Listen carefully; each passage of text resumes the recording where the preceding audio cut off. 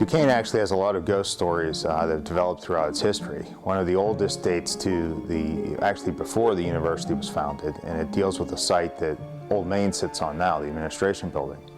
And originally on that site, before the Spiritans purchased the property, was a two-story hospital owned by Dr. Albert Walter.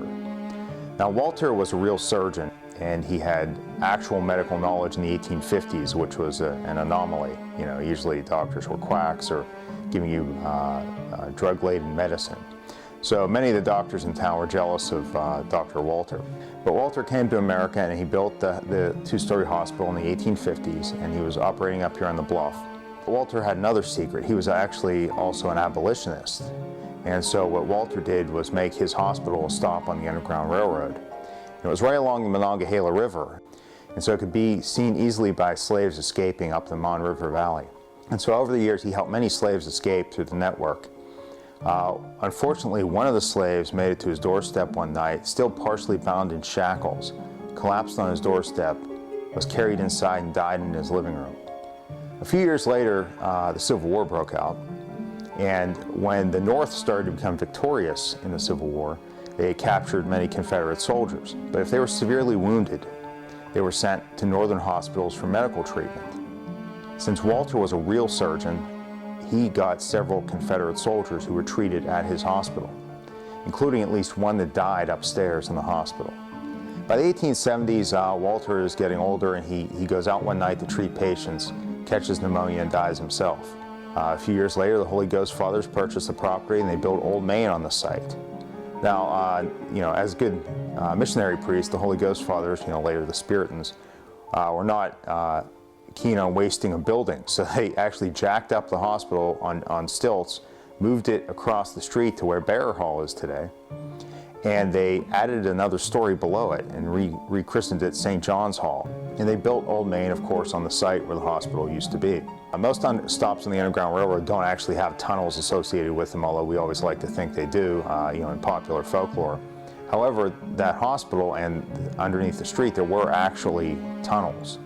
The remains of a few are still around today. In the 1960s, in fact, some students found them, and there's a yearbook spread from the 1962 yearbook where they were creeping around in the old stone and brick tunnels that were under the buildings.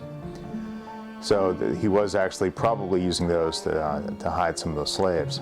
When the Holy Ghost Fathers built Old Main, and St. John's was used for many years in the beginning by seminarians. But early on, stories start to emerge from both buildings that there is noises and strange sounds coming from the basement. And often what the stories entail are these sounds of fighting emerging from downstairs. And people always report hearing southern accents and chains rattling. And what the story becomes as time goes on is that the ghost of the Confederate soldier is fighting the ghost of the slave that died on the doorstep in the basement of St. John's and in the basement of Old Main. And so for years, people would tell this story at Duquesne, you know, early on, and people would really claim to hear it. You know, there were real accounts of people experiencing this all the time. But there's a story that emerged later on one night in St. John's Hall when the seminarians were all trying to sleep. All this noise comes out of the basement. It's a stormy night, and one of the big German priests finally had enough. So he charged down the steps with his holy water, kicked open the basement door, and said, "I'm coming down to drive you out." The ghost supposedly answered him and said, "Come ahead, I'm not afraid of you." And for about 20 minutes, people upstairs, everyone else was afraid to come down, of course, heard prayers and fighting and holy water hitting the wall and all kinds of a scuffle.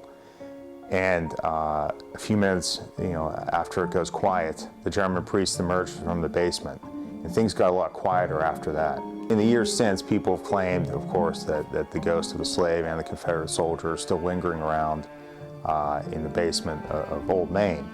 St. John's Hall, which was later St. Mary's, was torn down in 1971 when it became structurally unsound. But even up to the end, some of the staff would report seeing and hearing strange things in that building over the years. Today, I know a lot of people are a little hesitant to go in the basement of Old Main just because it's kind of creepy down there. So, you know, maybe it's still haunted, maybe it's not, but it makes a great story that also records the history of the site that the university was built on.